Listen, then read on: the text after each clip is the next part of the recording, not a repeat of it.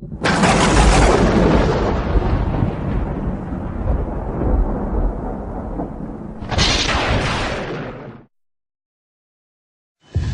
are now allegations of widespread corruption. Korruption, mangelnde Aufklärung, über den Vereinten Nationen hängt ein Schleier. The biggest corruption scandal in UN history.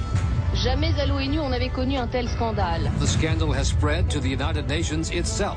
The UN of turning a blind eye to corruption. Un scandale, me dit-on. Une corruption à l'échelle planétaire. C'est le plus gros budget de l'histoire de l'ONU. Notre problème était comment dépenser l'argent assez vite. On crie au scandale à propos d'un programme humanitaire destiné à soulager la population irakienne soumise à un terrible embargo. Au départ, les sanctions étaient totales. Mais à quoi ça sert de faire mourir de faim des enfants irakiens ? On me dit qu'il s'agit d'une corruption parfaitement orchestrée, qu'il s'agit d'un programme en trompe-l'œil, derrière lequel les prédateurs de la planète semblent avoir trouvé un formidable terrain de chasse. Le message qui était envoyé à ce réseau mondial d'hommes d'affaires et de diplomates était « La corruption, c'est pas grave, on fermera les yeux. Les pots de vin, c'est rien du tout, ça dérange personne à l'ONU. » Et pourtant, quand j'évoque le programme Pétrole contre nourriture, personne autour de moi ne semble s'en souvenir. On ne sait qui de l'indifférence ou de l'oubli l'emporte. Comment expliquer un tel silence, encore aujourd'hui, alors que les sommes détournées sont si colossales qu'elles paraissent appartenir à un monde virtuel? J'ai voulu chercher les responsables. Le régime irakien essayait de détourner une partie du programme à son profit. Savoir qui en a profité. Il a volé plus d'un demi-milliard de dollars pour le président russe, pour le premier comme pour le deuxième. Quels ont été les mécanismes de cette corruption? Ils apportaient et déposaient des centaines de milliers de dollars en liquide à l'ambassade d'Irak à Genève. Où en est-on aujourd'hui? Ce pétrole-là, c'est une malédiction beaucoup plus qu'une bénédiction. De continent en continent, je suis parti à la recherche des responsables et des témoins de ce scandale que l'on qualifie comme l'un des plus importants de tous les temps.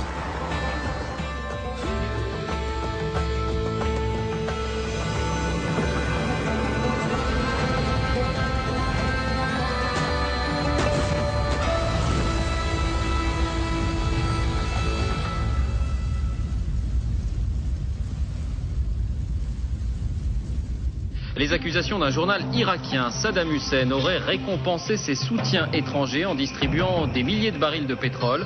Une liste de 267 personnes aurait été retrouvée. Ces personnes ont été payées par des commissions prélevées sur des millions de barils de pétrole pendant l'embargo. Cette histoire commence donc par cette liste, une liste de personnalités et d'entreprises ayant touché des pots de vin provenant du programme humanitaire Pétrole contre nourriture, une liste publiée en janvier 2004 par un quotidien irakien de surcroît, une série de noms sur des papiers mystérieusement gardés dans les caves du ministère du pétrole à Bagdad, miraculeusement épargnés par les bombes américaines. Bizarre. Je vous assure, cher cousin, que vous avez dit bizarre, bizarre. Moi, j'ai dit bizarre. Comme c'est bizarre. Aujourd'hui, plus de 4 ans après la publication de la liste, la première question que je me pose est celle de l'authenticité du document. Je remarque qu'à l'époque, beaucoup l'avaient contesté. Or, à Amman, je retrouve l'un des journalistes qui travaillait pour le quotidien irakien Al-Mada au moment de la publication, Haider Saed. أنا كمحرر كنت في المدى في لحظة نشر الوثائق وربما اشتغلت على تحرير جزء منها ولا حتى فخري كريم بحسب ما صور كان عندنا تصور بأنه هذه الوثائق راح تسوي كل هذا. هي الوثائق كاملة يعني وثائق من وزارة النفط واللي صار أنه بالتحرير أنه جرى نشر هذه الأسماء الواردة بالوثائق. بس يعني لازم نوضح يعني أنا شخصيا لازم تتوضح أعتقد بعض الأشياء. أولا أنه في ذيك الفترة في العراق يعني الأشهر الخمسة أو الستة الأولى أو حتى السنة بعد سقوط نظام صدام حسين كان هناك أشبه بكشف عن وثائق العهد السابق. يعني كان هناك حتى سوق لتداول الوثائق، وثائق المخابرات، وثائق الوزارات، وثائق ديوان الرئاسة، كل وثائق الدولة العراقية. Donc cette liste est bien authentique. et met en cause 270 personnes et entreprises qui ont bénéficié des largesses du régime irakien.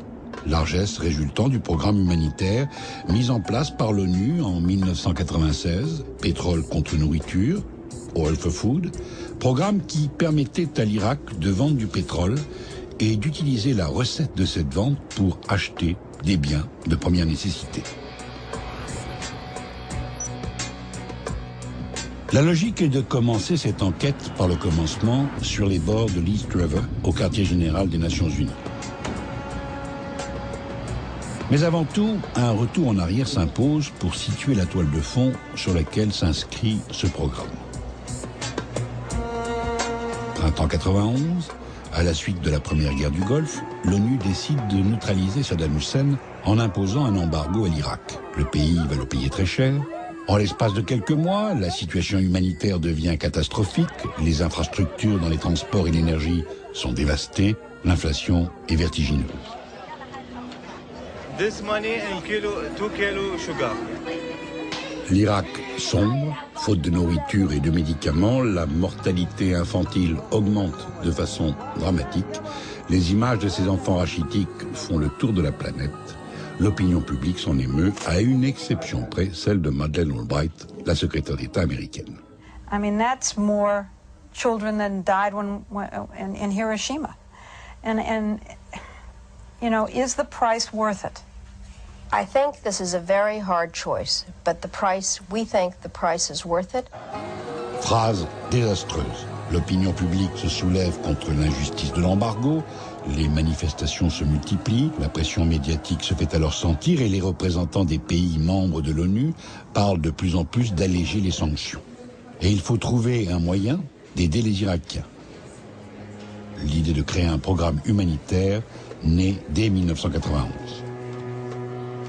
Comment le programme a-t-il été conçu au départ? À l'ONU, c'est la question que je pose à Colin Lynch, correspondant au Washington Post, déjà en poste à cette époque.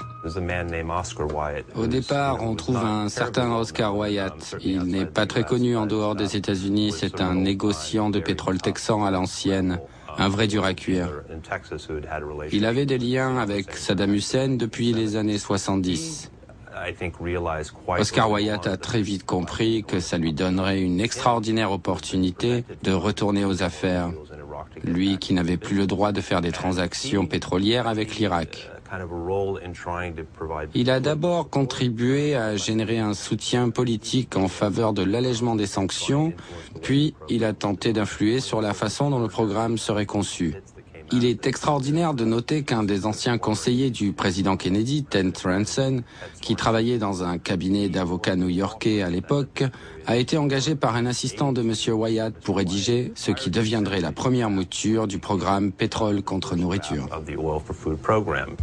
J'invite le représentant de l'Irak à prendre place à la table du Conseil. Côté irakien, il y a un homme qui connaît ce programme mieux que personne, et pour cause. En 90-91, il était l'ambassadeur irakien aux Nations Unies, et c'est lui, Amir al-Ambari, qui a négocié le programme au nom de son pays. Pourquoi, à votre avis, a-t-il fallu si longtemps, de 91 à 96, pour mettre en place le programme Pétrole contre nourriture? Premièrement, il n'a pas été mis en place juste à la suite de la crise.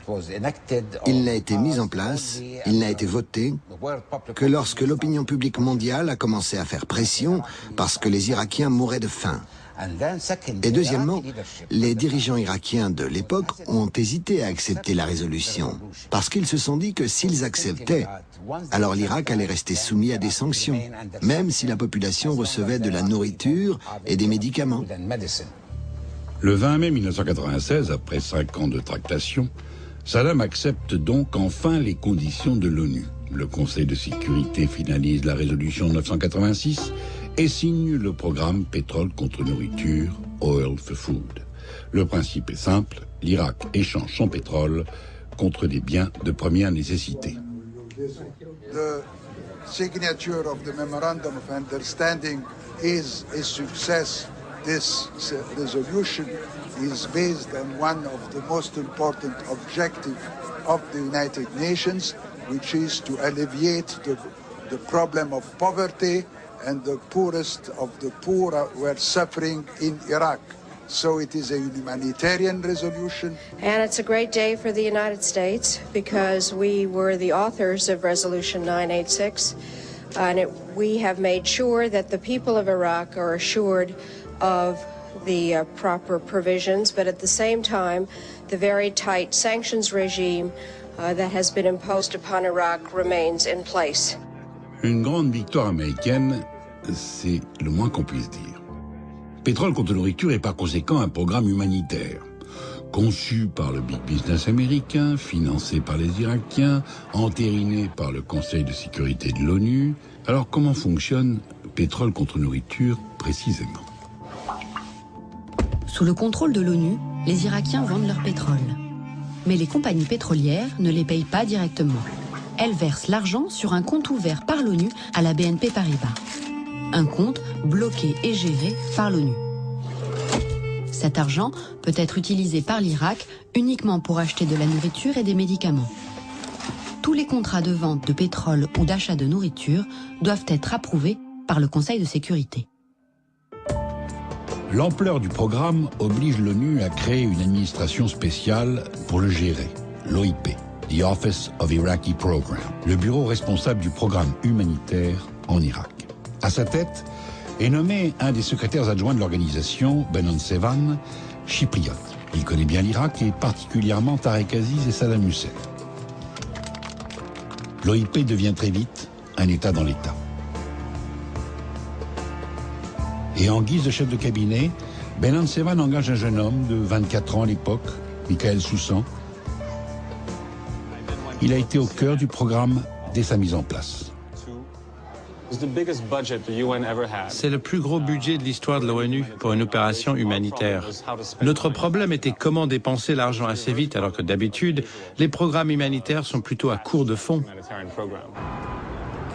Les chiffres dans lesquels on parlait, de milliards de dollars par phase de vente de pétrole, ce qu'il y avait dans les comptes gérés par BNP Paribas au nom de l'ONU, était 10 fois plus, si ce n'est plus, que le budget lui-même de l'organisation, qui est un budget de 2 milliards de dollars. Pétrole contre nourriture était au départ un programme prévu à courte échéance. 3 phases de 6 mois renouvelables. Il y en aura 13, soit presque 7 ans. La vente de pétrole va générer sur cette période 64 milliards de dollars. L'OIP, qui gère le programme, est organisé en 2 pôles. Le premier supervise les ventes de pétrole. Le second passe au crible les contrats des biens de première nécessité. Darko Vucibob, serbe, est l'un des superviseurs du pôle contrat. Le programme s'est poursuivi pendant 13 phases et n'a cessé de croître en taille et en complexité. Des secteurs étaient sans cesse ajoutés et des secteurs de plus en plus complexes. Électricité, assainissement de l'eau, enseignement supérieur. L'OIP voyait passer des contrats de dizaines de millions de dollars pour des centrales électriques. Je comprends que le programme a très vite pris des proportions auxquelles personne ne s'attendait, entraînant une bureaucratie de plus en plus lourde à New York.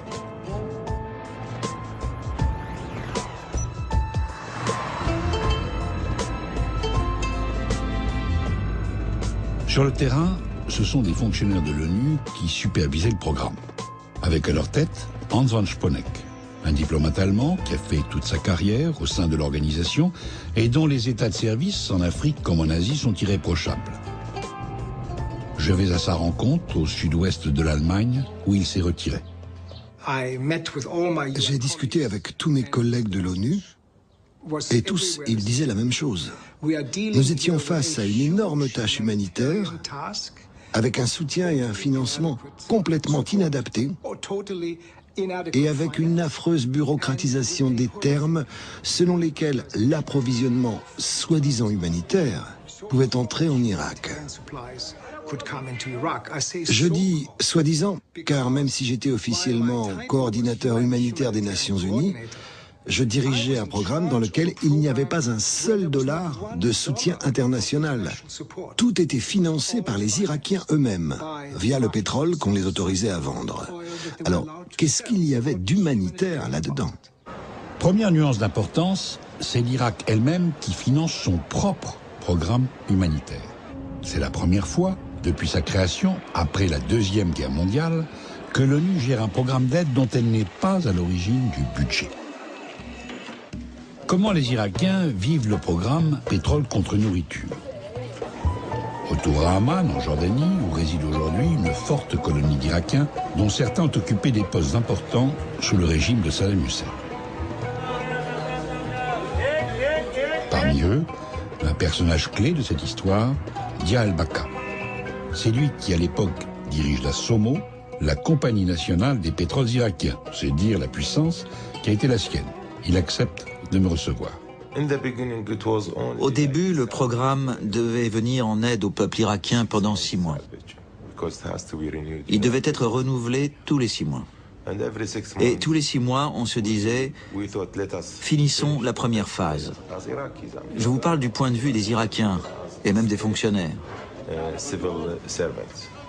Tout le monde espérait que le programme ait un impact bénéfique, qu'il allège le lourd fardeau que les sanctions avaient imposé de 1990 à 1996. Donc, il a été bien accueilli. Autre témoin, le docteur Jawad, aujourd'hui représentant de Transparency International, organisation qui lutte contre la corruption dans le monde. طبعا هو مو أكل وإنما مواد أولية للأكل، رز، سكر، دهن، كانت توصل فعلا مثل ما هي، ولكن هي طبعا هي مو توصل، احنا نروح للوكيل ناخذ من عنده، لكن هنا بعض الوكلاء هم كانوا هم فاسدين، يعني مو كان الكيلو يعطي أقل من الكيلو، أو يبدل الشاي الرديء بالشاي الحسن، أو الزيت أو الدهن للطبخ الجيد بالسيء، وهكذا بقية المواد. يعني كان الفساد مرتين، مرة من قبل الحكومة ومرة ثانية من قبل الوكلاء. Troisième personne que je rencontre, le docteur Mona. Elle travaillait à l'époque dans un dispensaire à Bagdad. Avec l'arrivée de pétrole contre nourriture, est-ce que vous sentez tout de suite une différence? Est-ce que les médicaments qui arrivent vite?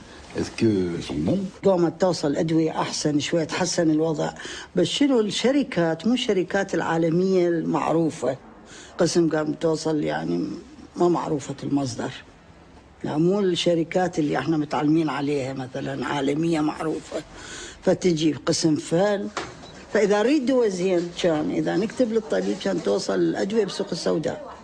وحتى الزينة هم كان تختفي لأن اشتغلت السوق السوداء، لأن تجي كميات محددة، صيدلية تبيع الصيدلية كانت، قسم تتهرب، قسم تختفي فتنباع بأسعار. Détournement de médicaments, distribution de produits avariés, l'appât du gain paraît vite être au cœur du système. Mais je crois comprendre que ces petits profits ne suffisent pas au régime et qu'il faut faire entrer plus d'argent dans les caisses. Je retourne voir Dia al-Baka. Qu'avez-vous fait pour augmenter les revenus du régime de Saddam? Pendant la phase 8, des ordres ont été donnés disant qu'il fallait assouplir le prix du pétrole brut pour que les acheteurs aient un avantage et qu'on récupère ensuite une partie de cet avantage payable en liquide sur certains comptes ouverts dans divers endroits du monde. Le prix a été baissé d'environ $1,5. Une moitié allait à l'acheteur et l'autre était reversée à l'Irak. Certaines compagnies, mais pas toutes, ont donc payé ce qu'on appelait une surtaxe. Cette surtaxe était en fait un remboursement versé à l'Irak. Donc, d'après Dia, le système des pots de vin s'est très vite généralisé. Mais tout ce micmac, comment ça marche? L'Irak baisse de 50 cents le prix du baril fixé par les contrôleurs de l'ONU, déjà inférieur au cours du marché.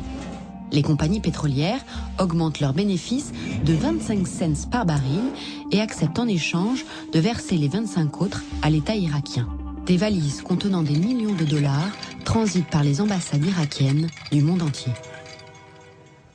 Parmi les entreprises françaises qui avaient l'agrément de l'ONU pour acheter du pétrole irakien, la société de courtage Carbonafta.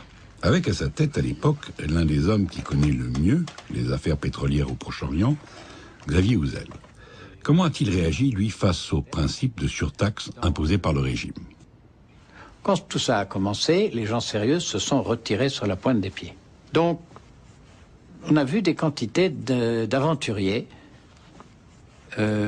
prendre la place des majors, la mauvaise monnaie chassant la bonne, des sociétés créées la veille aux îles Caïmans ou au Liechtenstein, vous parliez de la Suisse, qui n'existaient pas et qui sont devenues des compagnies pétrolières soudain et qui ont trouvé des traders moins regardants qui ont fait tous ces enlèvements. Et ce pétrole, cet or noir, si vous voulez, s'est trouvé blanchi à partir du moment où, une fois chargé, il était remis en vente sur le marché libre. Autour de 1999-2000, il y a eu un tournant au niveau pétrolier. Des surtaxes illégales et des pots de vin ont commencé à être imposés de façon systématique. Tout à coup, toutes les grandes compagnies qui traitaient avec l'Irak ont cessé de le faire. Et des dizaines d'entreprises dont personne n'avait entendu parler sont apparues. En fait, les grandes compagnies avaient engagé ces entreprises pour masquer le fait qu'elles continuaient à acheter du pétrole irakien. Tout le monde à l'ONU savait que ces entreprises n'étaient que des sociétés écrans, mais il n'y avait aucune volonté réelle au sein du Conseil de sécurité de faire changer les choses.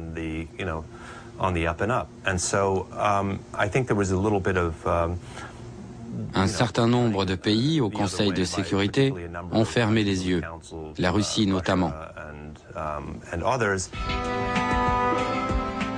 Les Russes, précisément. Je découvre qu'ils sont très présents dans ce programme. Je vois que, dès le départ, l'ONU a nommé 4 experts pour fixer officiellement chaque jour le prix du baril irakien dans le cadre du programme. Or, au fil des années, ces experts ne seront plus que 3, puis plus que 2, et enfin, en 99, plus qu'un. Personne à l'ONU ne semble capable de m'expliquer pourquoi ils n'ont pas été remplacés. Bizarre. Je vous assure, cher cousin, que vous avez dit bizarre, bizarre. Moi, j'ai dit bizarre. Comme c'est bizarre. Le dernier des Mohicans, l'ultime expert, s'appelle Alexandre Kramar, économiste russe, mais qui, de surcroît, est membre des services secrets du Kremlin. Quand j'examine les graphiques de pétrole contre nourriture, je constate que la Russie est largement en tête des achats de pétrole au cours des différentes phases du programme. C'est d'autant plus flagrant lorsque Kramar est seul à fixer le prix du baril. Je tente de joindre Kramar, mais sans succès, Moscou l'a rapatrié depuis longtemps. En revanche, j'apprends qu'un autre espion des services de renseignement russes, de SVR, travaillait à l'ONU à l'époque, Sergueï Tretiakov. Lui est resté aux États-Unis. Tretiakov était l'officier supérieur de Kramar. Je suis parti à sa recherche, et après un jeu de pistes soigneusement élaboré, je l'ai retrouvé coulant des jours heureux quelque part dans le grand sud américain grâce à l'argent gagné par son passage à l'ouest. La CIA lui a été très reconnaissante. Kramar était un de ceux qui vérifiaient les contrats pétrole contre nourriture à New York. Au départ, ils étaient 4, et les 3 autres ont disparu et il se retrouvait tout seul. Il était comme un renard dans un poulailler. Il faisait baisser les prix des contrats.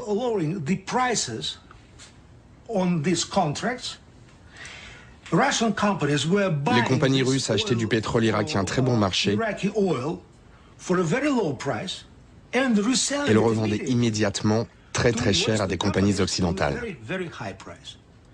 Je n'arrive pas à comprendre comment les autorités de l'ONU ont pu ne rien voir. Kramar ne faisait que vérifier. Il n'était pas à la tête du programme. Mais tout le monde s'en fichait. Moi, bien sûr, j'étais déçu. J'étais un officier de renseignement de profession. Je n'avais aucune envie d'avoir un voleur sous mes ordres. Kramar n'est pas quelqu'un qui venait du privé. C'est par le gouvernement qu'il avait été placé là, et c'est pour le gouvernement qu'il volait de l'argent. Qui en a profité, à votre avis? À mon avis, de nombreux politiciens russes, y compris probablement le président Poutine. Il a donc été très utile. Tout à fait. Et c'est pour cela qu'il voulait qu'il soit là. Et ça a très bien réussi. Ça a très bien réussi, oui. Je ne peux pas vous dire exactement combien d'argent il a gagné pour le président russe, pour le premier comme pour le deuxième, ou pour tel ou tel politicien russe. Mais il est clair qu'il a volé plus d'un demi-milliard de dollars. C'est mucho dinero. C'est un sacré paquet de fric.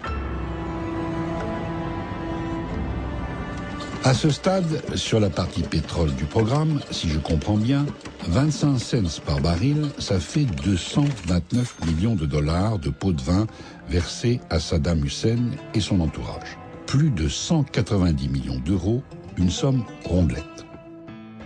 Le trafic de pétrole à des fins financières est une chose, mais c'est également une arme diplomatique. Or, Saddam a besoin d'alliés pour plaider sa cause et obtenir la fin des sanctions.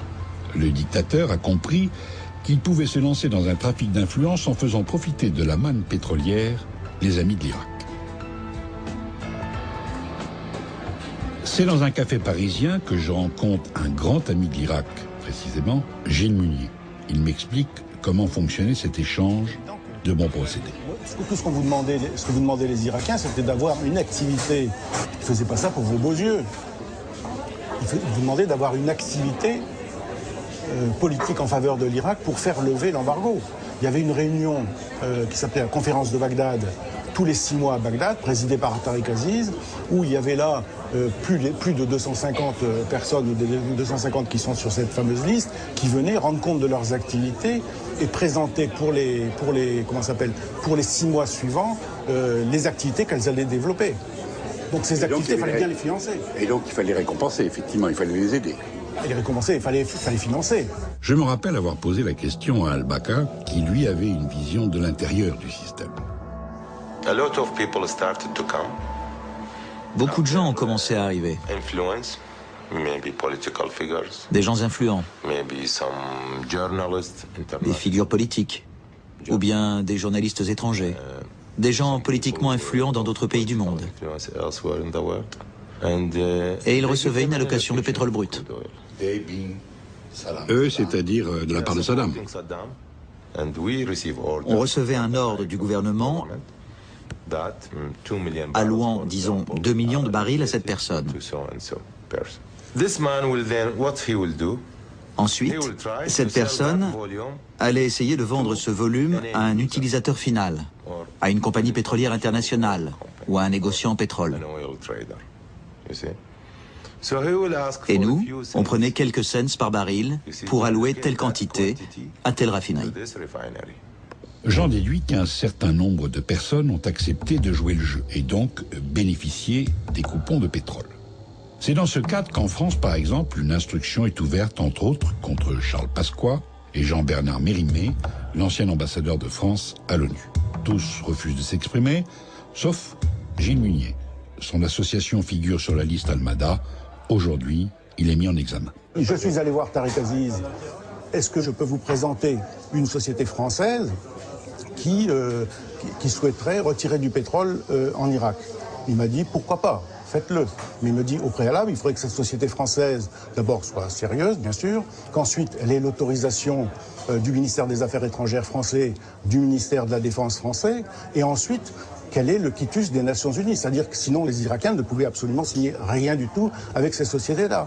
Donc cette société a effectué toutes ces démarches et passé par tous ces filtres-là avant d'arriver à Bagdad, où là, elle a signé un premier contrat avec la SOMO. Mais il n'y a jamais eu de document signé entre moi et eux, ni entre moi et les Irakiens. Mais à titre personnel, vous avez perçu quelque chose? À titre personnel, j'ai rien perçu. Mon association a perçu, bien sûr, quelque chose, parce que l'objectif, c'était l'association. Et là, l'association reçoit?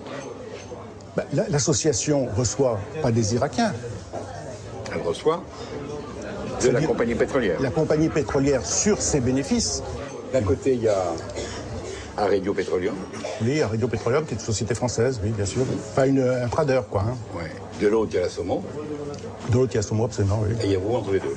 Et il y a moins entre les deux. Enfin, il y a moins entre les deux au départ, au niveau de l'introduction du départ, c'est-à-dire en 1998 par exemple. Hein, bon, puis ensuite ça suivit son cours. J'allais pas à Bagdad pour voir ce qui se passait. J'avais d'autres chats à fouetter. Puis le responsable de l'entreprise faisait son travail. Et alors vous parliez tout à l'heure de marché parallèle. Totalement, le contrebande de pétrole. La contrebande de pétrole qui a rapporté d'ailleurs beaucoup plus que pétrole contre nourriture. Bon. Je sais même pas beaucoup plus. C'est pire que tout. Non, alors, pourquoi vous dites pire que tout? Pire que tout, parce que dans pétrole contre nourriture, c'était des cents. Et là, c'était des dollars. Il y avait à se partager, par exemple, à se partager 13, 15 dollars par baril. Vous vous rendez compte? 15 dollars par baril, lorsque vous avez des tankers entiers. Et puis c'était pas au vu, c'était au vu et sur tout le monde, parce qu'il y avait quand même des norias de camions qui partaient de Kirkouk vers la Turquie ou vers la Jordanie.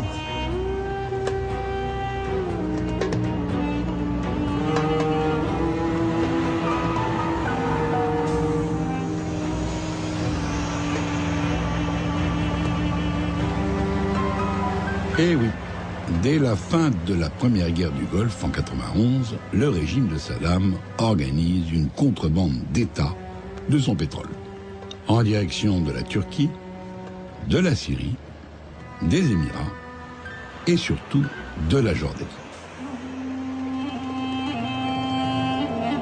Des centaines de camions relient Bagdad à Amman, une contrebande qui se poursuit aujourd'hui encore, comme je le constate sur cet axe routier qui relie les deux capitales.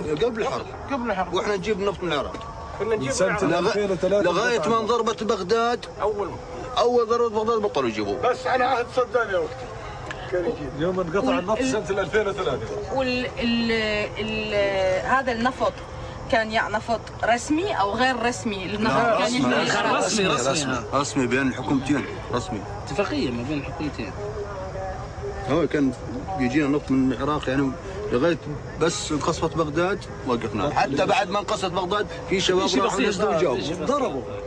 Une contrebande officielle donc, et moi qui pensais avoir soulevé un lien. Comment se fait-il que personne à l'ONU n'ait jamais rien dit? La Jordanie a mis en place un système par lequel d'énormes supertankers accostaient à un terminal à partir duquel l'exportation de pétrole n'était pas autorisée.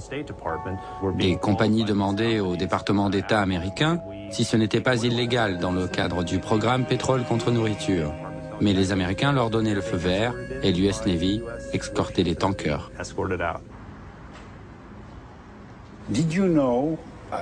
Saviez-vous à cette époque que Saddam Hussein et d'autres avaient organisé une fraude via la Jordanie ou la Turquie?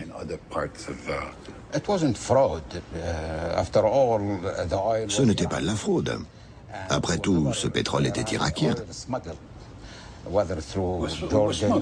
Et s'il y avait eu contrebande, que ce soit par la Jordanie ou par le Golfe, c'était à mon avis une initiative légitime de la part du gouvernement. N'oubliez pas que les 20 millions d'Irakiens ne pouvaient pas vivre uniquement avec de la nourriture et des médicaments. Le gouvernement était donc obligé de trouver une source de revenus pour pouvoir subvenir aux besoins élémentaires de la population. C'était une contrebande organisée? On ne fait pas de contrebande avec ce qu'on possède. Je veux dire, était-il clair pour vous que les Nations Unies étaient d'accord? Il n'y avait pas que les Nations Unies. Les forces navales occidentales aussi étaient au courant. Elles laissaient passer les tankers en échange de cadeaux. Le pétrole, ça ne se vend pas en cachette. On ne peut pas dissimuler des millions de barils de pétrole. Des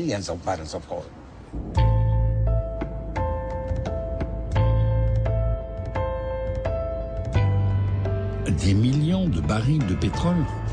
Mais alors le volume de la contrebande était considérable.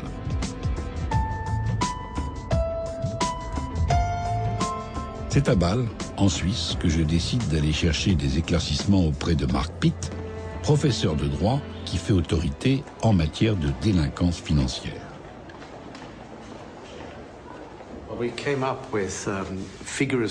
On est arrivé à la conclusion que les chiffres de la contrebande de pétrole pendant ces 13 années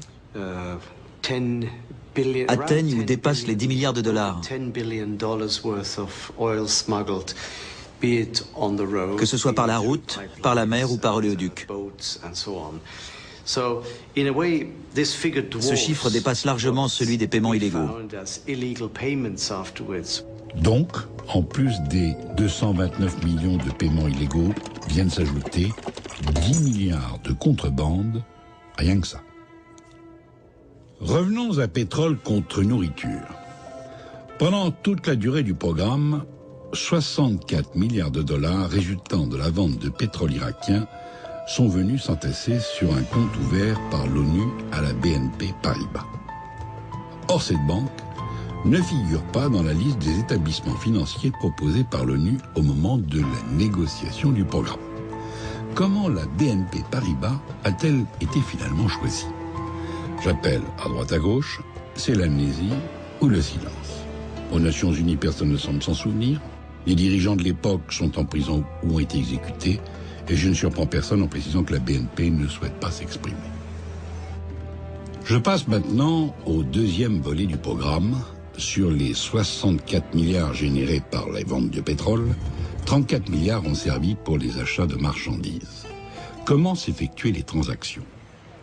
Christer Elferson était le numéro 2 de l'OIP, l'adjoint de Benan Sevan. C'est à lui que je pose la question.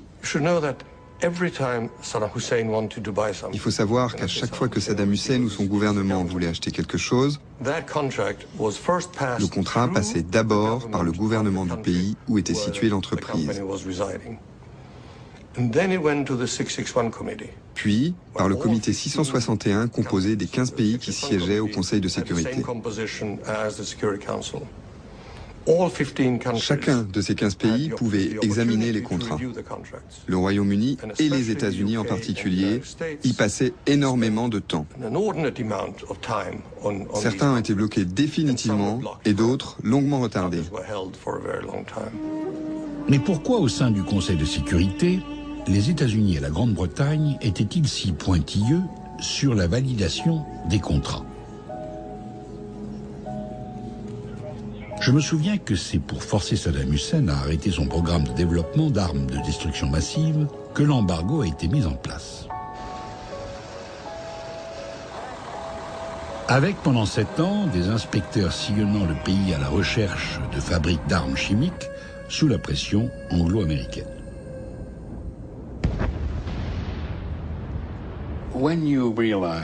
Quand vous vous êtes rendu compte que le Conseil de sécurité retardait beaucoup de contrats, quelle a été votre réaction? Nous étions scandalisés. Rendez-vous compte, on négociait une phase de 6 mois du programme pétrole contre nourriture. La livraison des marchandises qui manquaient à la population prenait un temps fou. Et quand on recevait enfin les documents montrant que les marchandises allaient pouvoir arriver, elles étaient bloquées par le comité des sanctions. Je ne suis ni anti-britannique ni anti-américain, mais c'était systématiquement ces deux gouvernements qui empêchaient le peuple irakien de recevoir des marchandises d'une nécessité vitale. Nous étions scandalisés. En août 2002, cela impliquait plus de 5 milliards de dollars de médicaments et de marchandises humanitaires indispensables qui faisaient cruellement défaut. Donnez-moi des exemples de produits qui étaient bloqués. Ils étaient très nombreux. Il y a par exemple le fameux cas des millions de crayons à papier dont l'importation a été interdite parce que les mines de crayons contiennent du graphite et que si on rassemble assez de graphite, on est censé pouvoir fabriquer une bombe dévastatrice. On avait des problèmes sans fin avec les produits chimiques, avec les produits nécessaires à la purification de l'eau ou au système sanitaire, avec les pesticides pour les cultures. Tout cela était vu comme des substances dangereuses dont l'utilisation pouvait être détournée. Et Washington et Londres ne pouvaient pas l'accepter. Le système des pots de vin sur les biens importés par l'Irak est-il le même que celui instauré sur le pétrole? La preuve, noir sur blanc, de l'existence de ces pots de vin, je l'ai retrouvée sur ces documents officiels irakiens. D'un côté, les sociétés signaient un contrat officiel pour l'ONU avec un prix supérieur au marché. De l'autre côté, ces mêmes sociétés signaient avec les seuls Irakiens une lettre dans laquelle elles s'engageaient à verser une taxe à Bagdad, taxe qui n'avait pas besoin d'être motivée et qui ne pouvait en aucun cas être discutée. Les marchés des biens de première nécessité sont attribués aux sociétés qui acceptent de gonfler leur prix de vente. L'Irak achète au prix fort ses produits après validation du contrat par l'ONU. Et la marge réalisée par ces sociétés atterrit directement dans les poches de Saddam et de ses proches. Étiez-vous au courant de cette corruption et comment avez-vous réagi? When I had a conversation with a company that said that they had been approached by Une entreprise m'a dit que le gouvernement irakien leur avait demandé une commission conséquente. The Saddam government was asking for Le gouvernement de Saddam voulait une somme énorme. what do we do? L'entreprise ne savait pas quoi faire. So I said that I would check. Je leur ai dit que j'en parlerai à Benon Sevan, But I said my gut feeling is mais que ma that conviction you should report intime this to the government. était qu'ils devaient le signaler à leur propre gouvernement, au ministère des Affaires We have étrangères. several such cases. Au cours des semaines qui ont suivi, cela s'est produit plusieurs fois. Des Autrichiens, entre autres, ne voulaient plus mener les transactions jusqu'à leur terme, et ce, pour les mêmes raisons. And there I found Pourtant, je trouvais Benon étonnamment réticent à aller voir le Conseil de sécurité. go to the council. Effectivement, je retrouve une note très ambiguë de Benon Sevan datant de mars 2001, où il stipule qu'il n'a pas de preuves tangibles de corruption et qu'il ne peut ni confirmer ni infirmer la véracité des rapports sur le sujet. Bizarre. Moi, j'ai dit bizarre. Comme c'est bizarre. Je me souviens d'une question posée à Darko Mosibob, chargé de surveiller les contrats. When did you start? Quand vous êtes-vous rendu compte qu'il y avait des pots de vin? Je ne peux pas vous donner la date exacte, mais ça doit être pendant la phase 8 ou 9, donc en 2000, que j'ai entendu parler de cette possibilité pour la première fois. De la possibilité des pots de vin? Oui. Quelle fut votre réaction? Ce qui m'a surpris, c'est l'ampleur de la chose. De penser que depuis la phase 8, et on était alors en phase 13, quasiment chaque contrat comportait des pots de vin. Cela voulait dire des milliers de contrats. Et beaucoup de gens qui avaient dû donner leur accord à ce que l'Irak demandait. La grande surprise pour moi, c'était l'ampleur des pots de vin. Mais au cours de toutes ces phases de programme, un des contrats a-t-il été bloqué pour des questions de surtaxe sur les marchandises achetées? Dans mon domaine, celui des contrats soumis à un examen plus spécifique, je n'ai pas souvenir d'un seul contrat suspendu pour cause de surtaxe. Je récapitule. Sur le temps qu'a duré le programme, le régime de Saddam Hussein a détourné sur le pétrole qu'il vend 229 millions de dollars et empoché 1,5 milliard en commissions ou surtaxes sur les produits achetés. Chapeau.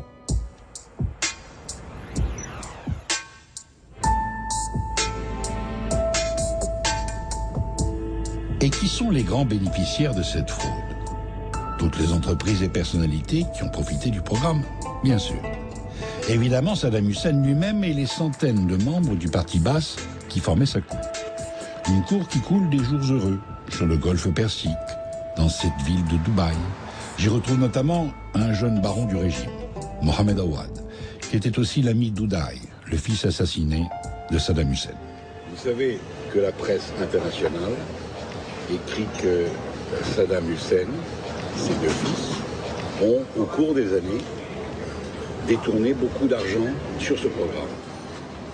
كل ما طرح عن وسائل الإعلام بأنه وجود أموال لصدام حسين أو أبنائه خارج البلد وعقارات خارج البلد ما لها أي صحة.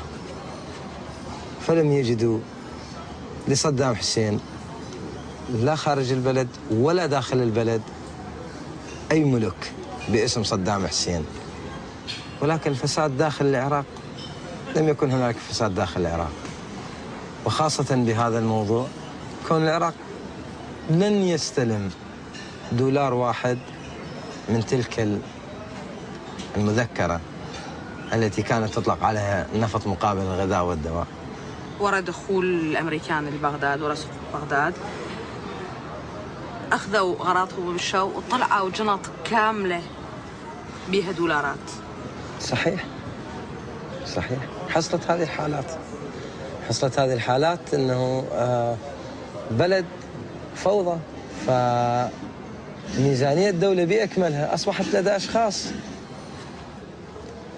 هاي اللي أنت حضرتش تعنيها، لأنه السرقة خرجت من البلد، من العراق، ولكن مبالغ مذكرة التفاهم انسرقت بالطريقة اللي تحدثنا عنها، طريقة فتح الاعتمادات وفتح الودائع الموجودة عن طريق بنوك وشركات كبرى.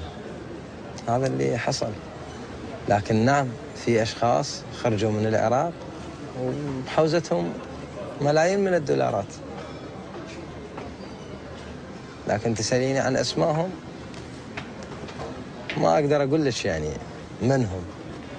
Des Irakiens qui se sont enrichis, mais un Saddam Hussein vertueux, difficile à imaginer. Je rencontre un autre témoin de ces années-là, aujourd'hui chercheur au CNRS, Hosham Dawod. On dit à cette époque que pendant cette période d'embargo, Saddam Hussein a gagné beaucoup d'argent et que la population n'a pas vu grand-chose.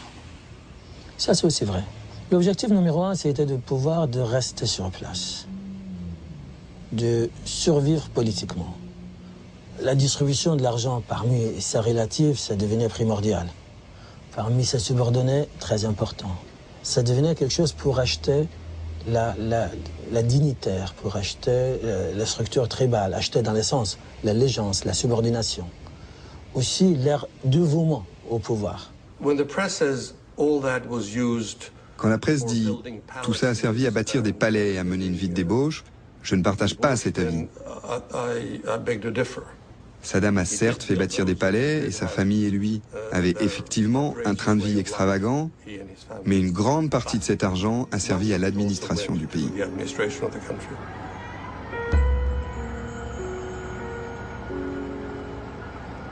Est-ce que le pétrole contre nourriture a quand même été utile à la population? Si on dit cette mesure-là a sauvé quelques milliers de personnes en Irak, de point de vue éthique, je peux dire que c'est utile. Si la question est posée différemment, est-ce qu'on pouvait faire mieux? Certainement, on pouvait faire mieux, avec plus de contrôle.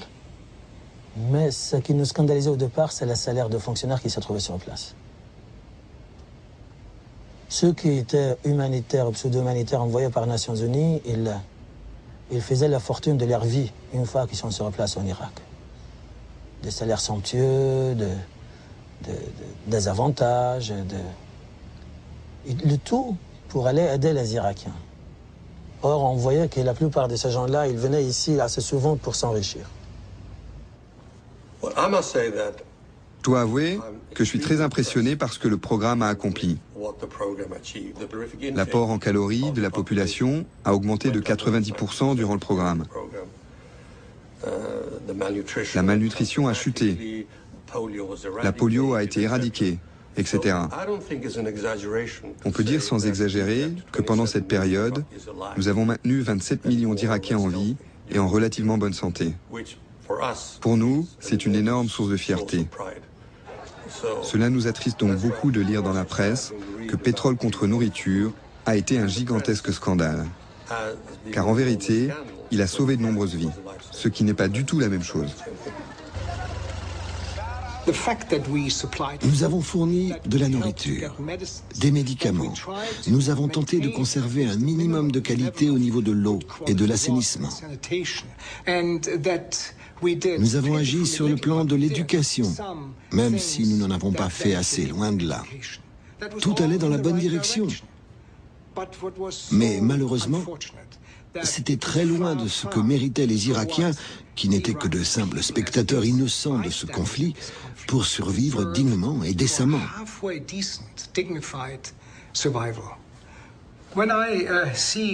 Les médias internationaux de nos jours commencent souvent leurs articles en faisant référence au scandale pétrole contre nourriture.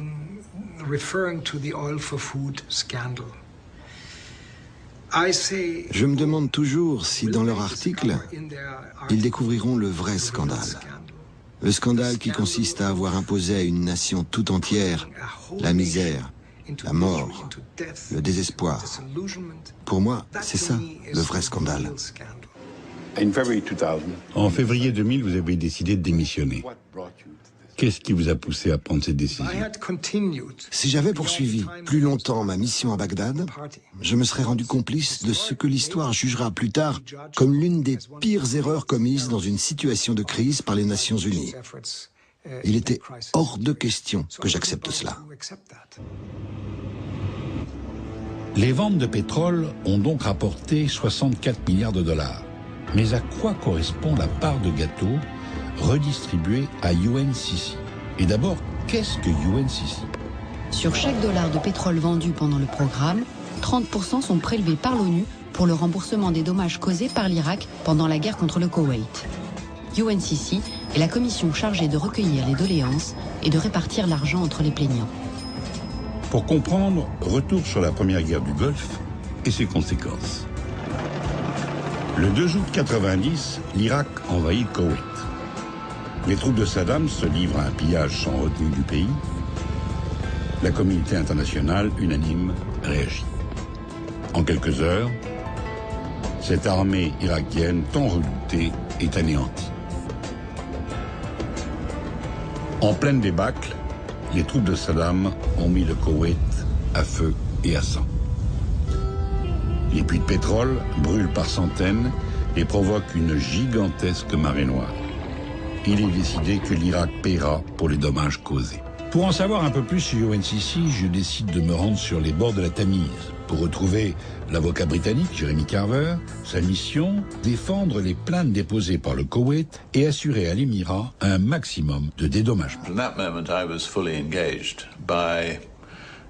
À la fin de cette année-là, pendant l'opération Tempête du désert, destinée à libérer le Koweït, la question de l'indemnisation aux victimes de l'Irak a émergé.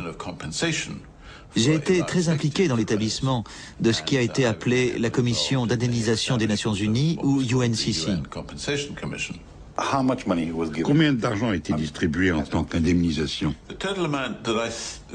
De mémoire, la somme totale que l'UNCC a reçue de l'Irak était d'environ 22 milliards de dollars. C'est de l'argent dont la population irakienne n'a pas bénéficié. C'est de l'argent que l'Irak devait payer. Il est important qu'il existe des moyens de dissuasion contre de telles agressions. La guerre avait été initiée par l'Irak quand ils ont envahi le Koweït. Il était normal que l'Irak verse une indemnisation. Cela ne pouvait pas se discuter pour les millions de gens touchés. Il fallait tenter de compenser les pertes qu'ils avaient subies. L'UNCC a réussi de façon remarquable à trouver une manière de verser des dédommagements raisonnables à toutes ces personnes. Donnez-moi un exemple de son fonctionnement. Les demandes d'indemnisation étaient faites par les États au nom de leurs ressortissants. La majeure partie des réclamations venait naturellement du Koweït, venaient des citoyens koweïtis. Mais l'Égypte, le Pakistan, les Philippines, l'Inde, le Bangladesh, tous ces pays avaient un nombre conséquent de demandes provenant de travailleurs immigrés qui avaient été retenus, qui avaient été chassés du pays, qui avaient perdu leurs économies, etc. Il fallait donc trouver un moyen de compenser équitablement à la fois les particuliers et les principales demandes d'indemnité. J'ai par exemple présenté la première réclamation majeure au nom de la Kuwait Petroleum Corporation pour les coûts engendrés par l'extinction des incendies. La somme totale réclamée pour cela était de 950 millions de dollars.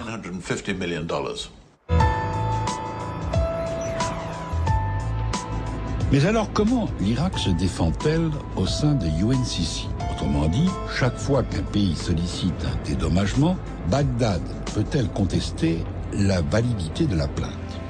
À Genève, les intérêts du pays sont défendus par l'avocat Michael Schneider.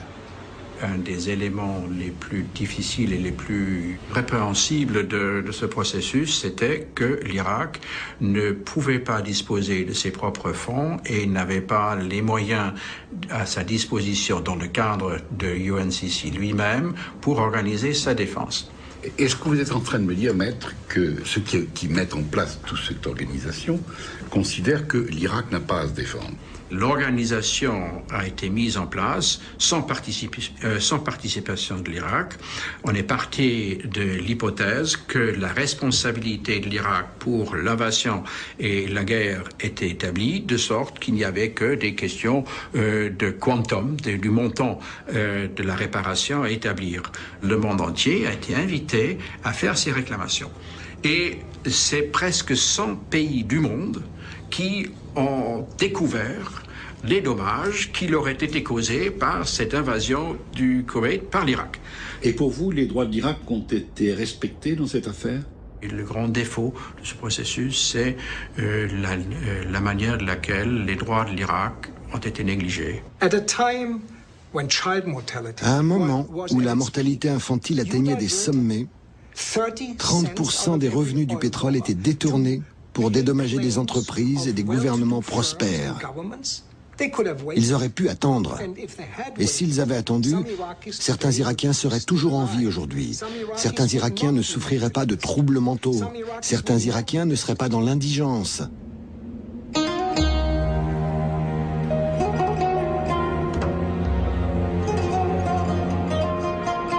C'est sur les bords du lac Léman, dans l'ancien édifice de la Société des Nations, aujourd'hui quartier général des Nations Unies en Europe, que se situe le siège de UNCC. Je m'y suis rendu, mais personne n'a souhaité me répondre. Pourquoi? La traditionnelle discrétion suisse fait des émules auprès des membres de l'UNCC, ou bien cette commission a-t-elle des choses à cacher? Une des rares journalistes à avoir obtenu d'assister à une séance de l'UNCC s'appelle Naomi Klein, une Canadienne célèbre pour ses prises de position altermondialistes qu'elle a largement développées dans ses livres. Vous n'aviez pas besoin de prouver que votre magasin avait été bombardé ou détruit pendant l'invasion du Koweït par les Irakiens. Vous pouviez vous contenter de créer une situation hypothétique. Si l'Irak n'avait pas envahi le Koweït et si pendant ce temps-là, vous aviez continué à faire des affaires normalement, vous auriez gagné tant d'argent. Donc, l'Irak devait vous verser cette somme. Parmi ces entreprises, il y avait les plus grandes compagnies pétrolières du monde, Texaco notamment, mais aussi des entreprises de biens de consommation comme Toys R Us, Bechtel, Pepsi, American Express.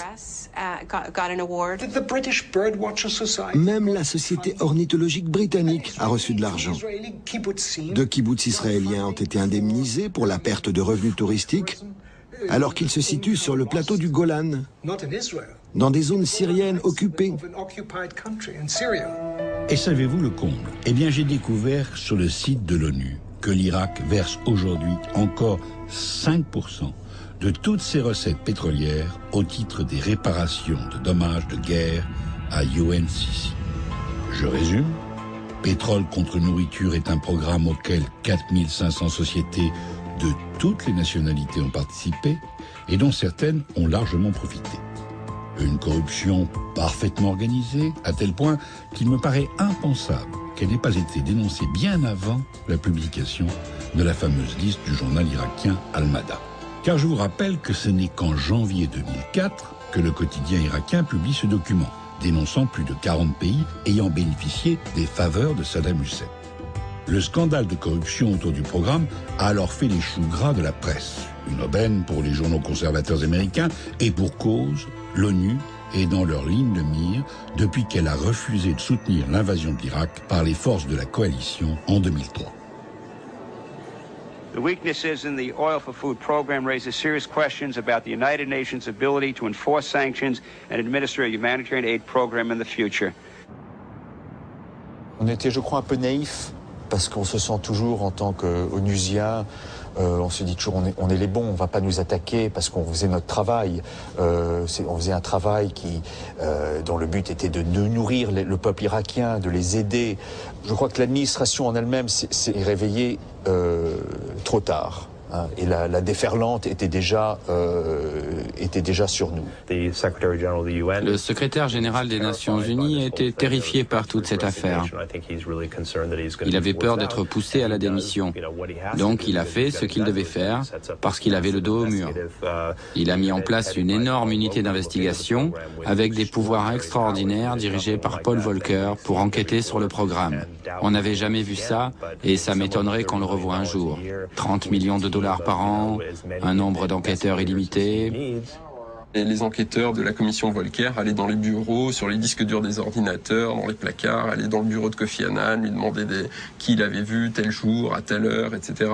Et finalement, ça a permis de vraiment faire toute la lumière, je pense, sur cette affaire et de permettre à une commission indépendante de faire un vrai travail d'enquête de police sur ce dossier. La commission d'enquête indépendante, présidée dès 2004 par Paul Volcker, va siéger près de 15 mois et l'ancien président de la Banque fédérale américaine choisit comme bras droit le Suisse Mark Pitt. Quand vous commencez cette enquête, comment procédez-vous? C'était pas un processus facile. En quelques mois, on a engagé un total de 80 personnes qui devaient toutes être capables de travailler ensemble, ce qui n'était pas évident. Il y a eu pas mal de difficultés entre Européens et Américains, par exemple.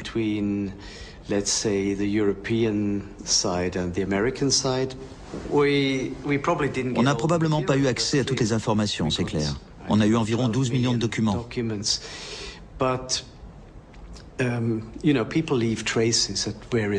Mais les gens laissent toujours des traces.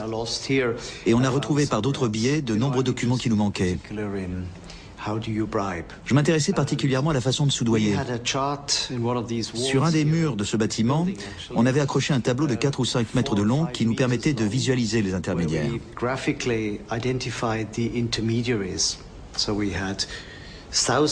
Il y avait des milliers de transactions, des centaines d'unités effectuant des versements illégaux. Mais il était intéressant de constater que malgré cela, il n'y avait en fait que quelques dizaines d'intermédiaires.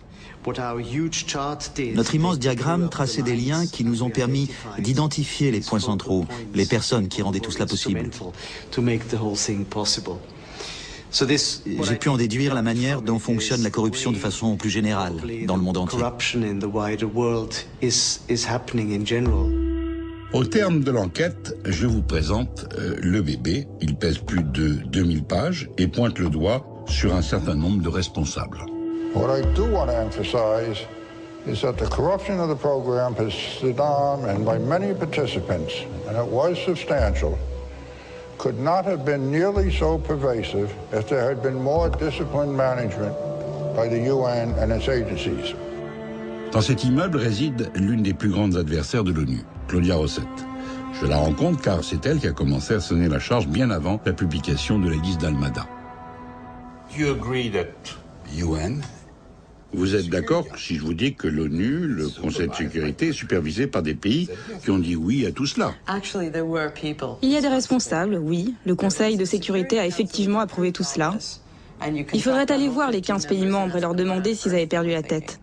En particulier les 5 membres permanents, les États-Unis, le Royaume-Uni, la France, la Russie et la Chine.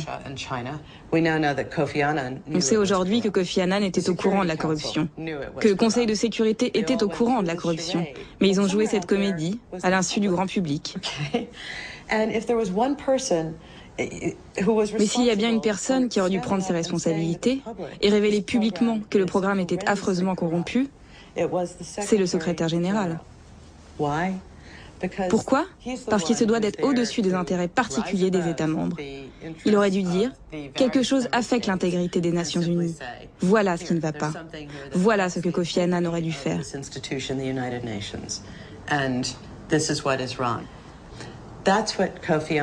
C'était de sa responsabilité. Il aurait dû prendre les choses en main. S'il y avait quelqu'un qui devait s'occuper de cette patate chaude, c'était lui. As Chief Administrative Officer, I have to take responsibility for the findings revealed, both in the implementation of the program and more generally in the functioning of the Secretariat.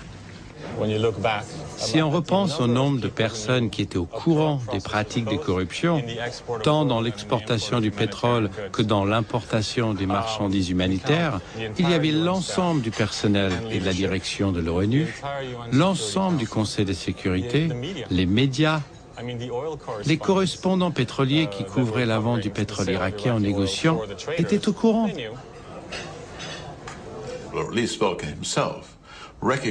Au moins, Volcker lui-même a bien vu qu'il s'agissait là d'un travail politique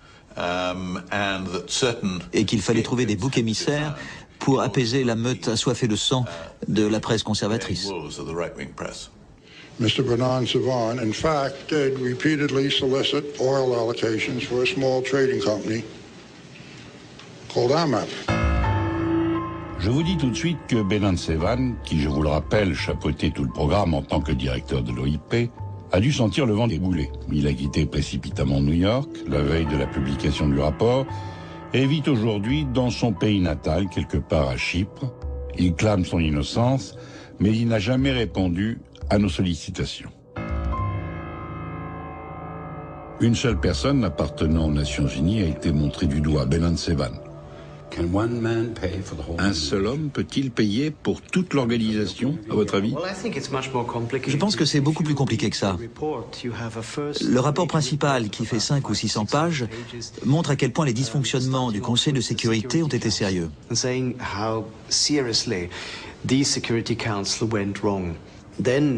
Ensuite, on passe toute l'institution en revue et on montre comment certaines personnes ont commis de graves erreurs de gestion. Et il y a aussi les 2800 entreprises dont on a découvert qu'elles faisaient des versements illégaux. Parmi toute cette corruption, y a-t-il un ou deux exemples qui vous aient particulièrement choqué? Il y a un très bon exemple que l'on a examiné en détail. Ce sont les versements effectués par la compagnie pétrolière Glencore. C'est une société de négoce en pétrole. Oui, c'est une société de négoce. Glencore est basée à Zug. C'est une société au chiffre d'affaires gigantesque. On a trouvé des traces écrites indiscutables. Une autre question à se poser est que savaient véritablement les gens de la compagnie? Glencore dit qu'ils ignoraient que leurs intermédiaires faisaient des versements illégaux. Mais ce qui est intéressant, c'est de voir à quel moment un versement est effectué à un intermédiaire et de constater ensuite ce que cet intermédiaire fait le lendemain, si vous voulez. Eh bien, soit il vire immédiatement 3/4 de l'argent directement à la Banque centrale irakienne, soit il apporte et dépose des centaines de milliers de dollars en liquide à l'ambassade d'Irak à Genève.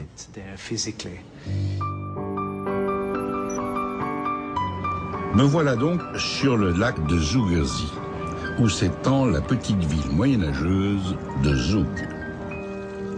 Cité modeste, mais rien qu'en apparence. Car ces vieux murs abritent un nombre de milliardaires impressionnant au mètre carré. C'est là que se trouve le siège de la première société suisse, par son chiffre d'affaires, Glencore, spécialisée dans le négoce des matières premières et surtout celui du pétrole. Société qui ne tient pas à communiquer sur le sujet. Mais devant des entreprises aussi discrètes, comment la justice helvétique s'y est-elle prise pour entamer des poursuites?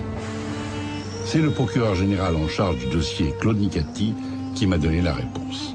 Elles n'ont pas voulu mal faire, si je puis dire. Elles n'ont pas voulu crassement violer les lois existantes. Elles ont voulu faire du commerce et peut-être ont dépassé quelque peu les limites qui étaient fixées. Donc elles avaient, pour certaines, tout intérêt à démontrer que, en fait, elles avaient bien fait. Oui, peut-être, il y a eu des surcharges qui ont été payées, mais en fait, ça correspondait, c'est une argumentation que nous avons souvent entendue, ça correspondait au daily business. C'était usuel de payer quelques francs de plus. Et de toute façon, si c'est pas elles qui avaient payé ces quelques francs de plus, ces surcharges, ça aurait été une autre entreprise qui aurait eu le contrat. Donc c'est pour ça que les entreprises ont, de manière très aimable, si je peux utiliser cette expression, collaboré avec nous. Et avec le raccord, nous avons ensuite déféré le dossier à une autorité de jugement cantonal. C'est une particularité en Suisse qui nous permettait d'avoir une condamnation sans comparution publique, uniquement sur la base d'une ordonnance pénale qui satisfaisait à la fois la personne condamnée, qui évitait la publicité, et nous-mêmes, ça permettait de liquider un dossier. En échange de la grande discrétion de la justice suisse, ces sociétés ont payé des amendes avoisinant les 12 millions d'euros. Ne croyez pas que ces sommes ont été reversées aux Irakiens, non. La Suisse est pragmatique et cet argent a servi à améliorer l'état des routes helvétiques. Mais ne jetons pas la pierre aux Suisses, car la plupart des pays n'ont quasiment rien entrepris contre les 2800 sociétés fautives citées dans le rapport Volcker. En Allemagne, 67 sociétés, dont Daimler-Chrysler, ont une mise en garde. En France, les dossiers concernant Peugeot et Renault Véhicules Industriels, parmi tant d'autres, sont en sommeil. In fine, très peu de pays ont entamé des poursuites. Aux États-Unis, 3 personnes sont condamnées. En Australie, un ministre impliqué dans une affaire de blé a démissionné. Ailleurs, et par exemple à Moscou, rien de rien de rien. Alors, quid du rapport Volcker et de ses conclusions? À tout seigneur, tout honneur, je me rends au bureau de Paul Volcker dans Rockefeller Center, en plein cœur de New York. Estime-t-il que son rapport a atteint l'objectif qui lui avait été fixé? On s'en est sacrément bien tiré, à mon avis. On a recueilli énormément d'informations. On a produit un rapport de 2000 pages qui a sérieusement embarrassé pas mal de gens. Il y a eu des procès marquants en Australie, en Inde, en France, un jour, j'espère. Au Royaume-Uni, aux États-Unis. Est-ce qu'on a refusé de nous répondre en Russie? Tout à fait. Est-ce qu'on a refusé de nous répondre en Chine? Là, pour le coup, on n'a même pas essayé. On savait que ça ne mènerait à rien. Une vingtaine de milliards de dollars a été versée comme compensation à la suite de la première guerre du Golfe. Cet argent provenait de pétrole contre nourriture. Visiblement, vous avez obtenu peu de détails à ce sujet. On n'a pas fait de recherche là-dessus. Je ne me souviens pas des circonstances précises. Il y a eu une enquête interne, c'est sûr. Mais ce n'est pas un domaine dans lequel on a fait des recherches approfondies. Ils vous ont tenu à l'écart. Il paraît qu'ils n'avaient aucune envie d'une enquête. Ils ont dit que ce n'était pas de notre sort. Ils étaient réticents, oui. Je ne me souviens plus très bien. On n'a pas fait de recherche approfondie à ce sujet. Voilà plus de 20 milliards de dollars sur lesquels la commission n'a jamais enquêté. Bizarre. Moi, j'ai dit bizarre. Comme c'est bizarre. Vous avez reçu environ 35 millions de dollars du fameux compte bloqué pour mener cette enquête. Pensez-vous honnêtement que cela les valait? Oui, je pense que ça les valait. Les Nations Unies étaient la cible de toutes sortes d'accusations très graves aux États-Unis et ailleurs, qui portaient préjudice à la confiance dans l'organisation. Une enquête était nécessaire. J'espère sincèrement qu'en tirant la sonnette d'alarme, nous pourrions contribuer à un meilleur fonctionnement de l'organisation. Vous trouvez normal que ce soit de l'argent irakien qui ait financé cette enquête? Pardonnez-moi de le dire, mais je pense que cette enquête a bénéficié aux Irakiens.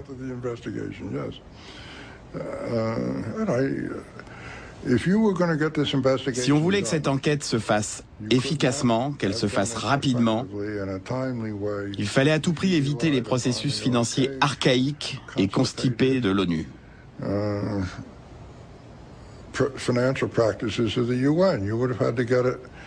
Il aurait fallu passer par de longs débats à l'Assemblée générale, où certains pays ne voulaient pas de cette enquête.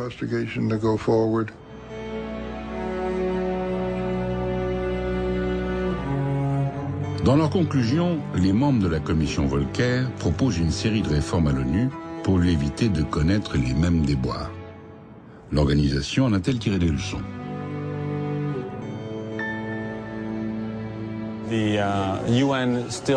L'ONU aujourd'hui n'a toujours pas à rendre compte, car les responsabilités sont si largement partagées entre les États, l'organisation, les agences, etc., que personne ne prend les choses en main. On se refile la patate chaude indéfiniment. Personne n'assume véritablement ses responsabilités. Le message qui était envoyé à ce réseau mondial d'hommes d'affaires, de diplomates, de participants à ce programme était: la corruption, c'est pas grave, on fermera les yeux. Les pots de vin, c'est rien du tout, ça dérange personne à l'ONU. On va regarder ailleurs, on va étouffer l'affaire, on va tourner la page et on dira que c'est pour le bien de l'humanité. Il y a eu des changements mineurs, mais la complète réorganisation qui serait nécessaire pour rendre cette institution véritablement crédible n'a toujours pas eu lieu. Mais vous l'expliquez comment? Eh bien, c'est une institution gigantesque.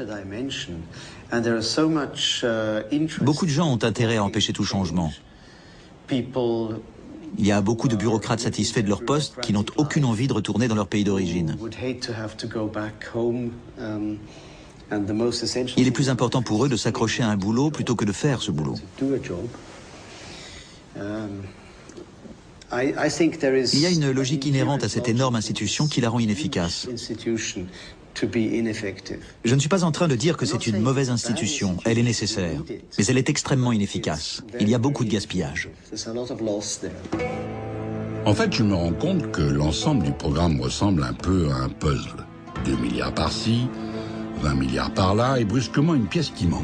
Elle vaut à elle seule 9 milliards de dollars, 9 milliards restant de la vente du pétrole, une somme qui appartient aux Irakiens. N'oubliez pas qu'en 2003, les forces de la coalition envahissent l'Irak. Saddam est destitué. Très vite, un organisme est mis en place pour diriger le pays occupé, le CPA, l'autorité provisoire de la coalition. À sa tête, le diplomate Paul Bremer. Le programme pétrole contre nourriture prend fin, mais il reste des fonds sur le compte de l'Irak à la BNP Paribas. Plus de 9 milliards de dollars qui sont transférés à la demande des États-Unis et avec l'accord de l'ONU, de la BNP à la Réserve fédérale de New York. Que sont devenus ces 9 milliards? Jim Steele, journaliste d'investigation pour le magazine Vanity Fair, me livre les conclusions de son enquête. Il y a eu un total de 21 chargements en 13 mois. 12 milliards de dollars sont chargés dans des camions remorques banalisés. On scelle les portes. Les camions quittent l'entrepôt de la réserve de la Banque fédérale à New York, prennent tranquillement l'autoroute du New Jersey, un des axes routiers les plus fréquentés des États-Unis, et font 4 heures de route au milieu des voitures, des poids lourds, des bus, jusqu'à la base aérienne Andrews, tout près de Washington. Là, on enlève les scellés sur les portes des camions, l'argent est déchargé, recompté par des fonctionnaires du Trésor, remis en liasse, emballé sous film plastique et chargé dans un avion cargo à destination de Bagdad. On estime que 9 des 12 milliards transportés par avion durant cette période de 13 mois ont tout simplement disparu. Au début, on avait l'impression que les forces de la coalition dépensaient de l'argent de leur propre poche, que ce soit pour remettre en état l'industrie du pétrole ou pour payer les salaires. Tout le monde avait cette impression. Mais j'ai découvert ensuite que ce n'était pas la vérité. C'était faux. Cet argent était à nous. Mais ils avaient accès à cet argent et ils pouvaient le dépenser à leur guise.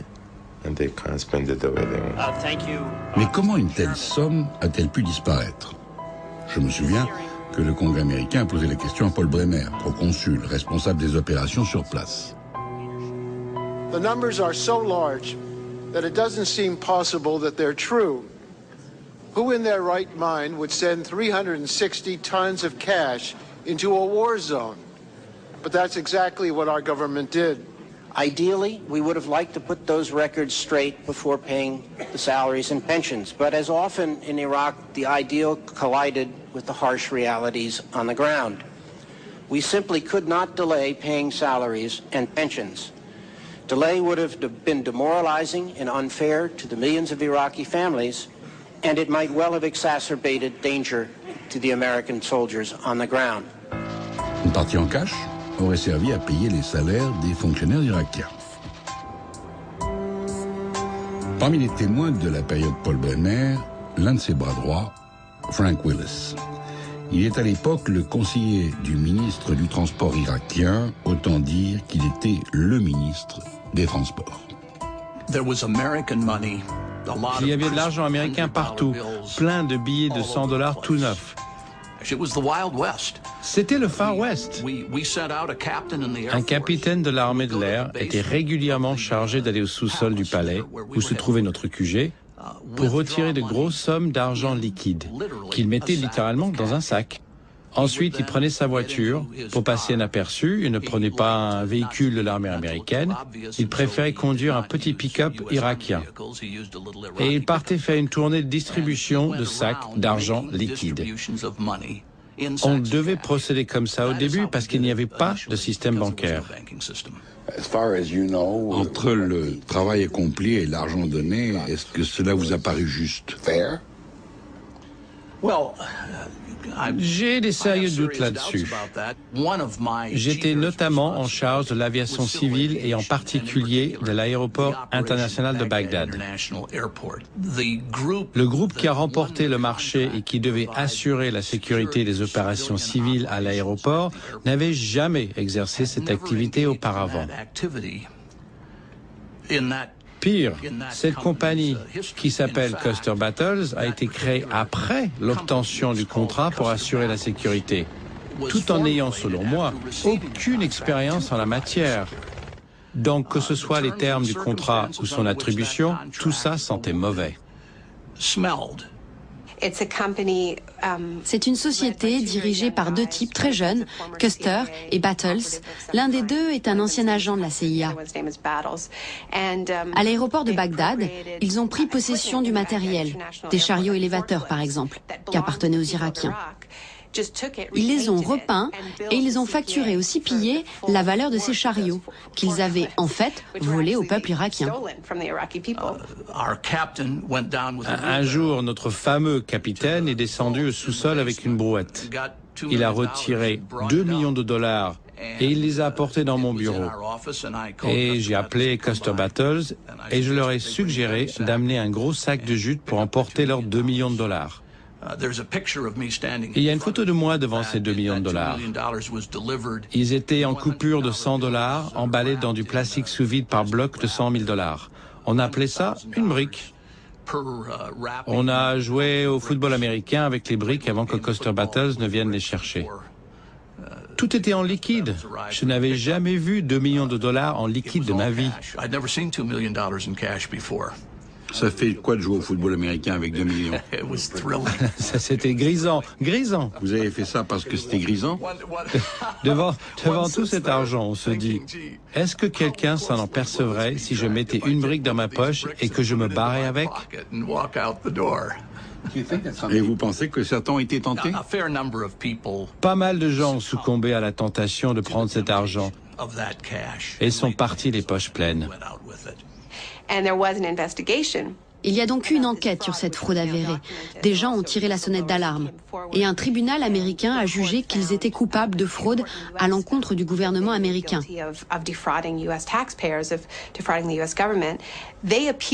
Custer and Battles ont fait appel en arguant du fait que le CPA n'était pas le gouvernement américain. Un deuxième juge a statué en faveur de l'entreprise. Il a jugé non pas qu'ils n'avaient pas commis ces délits, mais que le CPA n'existait pas. Donc, toute cette structure juridique, considérée comme une extension du gouvernement américain à Bagdad, n'était qu'un mirage. Cerise sur le gâteau. Paul Bremer, à la tête du CPA, a réussi le tour de force suivant. Faire signer un texte à la fois par Washington et par Bagdad qui interdit toute poursuite le concernant, lui, ou ceux qui ont collaboré à CPA pour quoi que ce soit ayant pu se passer pendant la durée de son mandat. Un ordre a été donné selon lequel aucune entreprise travaillant avec le CPA ne pouvait être poursuivie. C'était vraiment une période particulière pendant les événements en Irak. Les gens étaient complètement au-dessus des lois, hors de portée de la justice. Qui aurait pu croire que la première année de cette guerre se résumerait à ça? Nous étions tous préoccupés à payer les sociétés américaines, à leur distribuer de l'argent, au lieu de nous occuper de ceux qui en avaient vraiment besoin. Je ne peux résister à la tentation de vous montrer une archive, un bijou. Il s'agit de Paul Bremer devant la presse irakienne qui, je vous le donne en 1000, dénonce la corruption pendant Pétrole contre nourriture. Almost a year after liberation, we are just beginning to understand the outline of the theft and corruption which was behind the Oil for Food program. Never again should the Iraqi people's wealth be squandered on palaces and Ferraris. Never again should such corruption be allowed to take root. Ladies and gentlemen, the theft of government property is a particularly odious crime because government property is really the people's property. Et que dit le rapport Volcker sur la disparition des 9 milliards de dollars qui proviennent, je vous le rappelle, du compte pétrole contre nourriture? Êtes-vous au courant, monsieur, du fait que 9 milliards de dollars ont disparu? Je sais qu'il y a toutes sortes de rumeurs et d'accusations. On peut naturellement se poser des questions sur l'utilisation qui a été faite de l'argent irakien, ainsi que de l'argent américain dont disposait le CPA. Mais ça ne faisait pas partie de notre enquête. Bon, si on fait le total des sommes détournées, 9 milliards volatilisés, 20 milliards pour UNCC, 229 millions de surtaxes sur les ventes du pétrole, 1,5 milliard de dessous de table sur les produits de première nécessité, 36 millions pour le rapport Volcker. Manque à gagner pour les Irakiens, plus de 31 milliards de dollars.